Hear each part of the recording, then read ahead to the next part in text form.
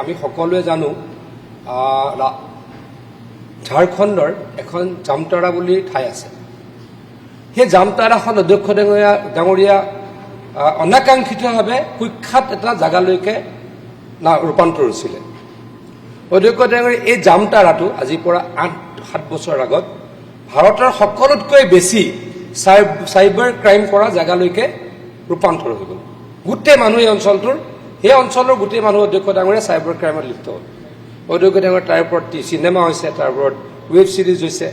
অধ্যক্ষ ডাঙৰীয়া এতিয়াও চলি আছে বা এতিয়া কঠোৰ হৈছে অধ্যক্ষ ডাঙৰীয়া মই উপলব্ধি কৰোঁ কাৰণ ময়ো মৰিগাঁও জিলাৰ ব্যক্তি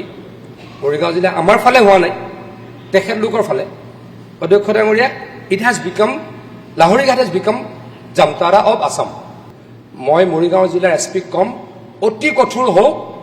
লাহৰীঘাট জামতৰা হ'ব নোৱাৰে লাহৰীঘাট মানে মৰিগাঁও মানে অসমৰ বেয়া পৰিৱেশ অসমৰ বেয়া নাম হ'ব নোৱাৰে আজি মই ডিজিপি ডাঙৰীয়াকো এতিয়াই ক'ম মৰিগাঁৱৰ এছএছপি ডাঙৰীয়াকো এতিয়াই ক'ম লাহৰীঘাটৰ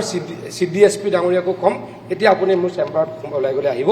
অতি কঠোৰ হ'বলৈকে তেখেতলোকক আমি আহ্বান জনাম নিৰ্দেশ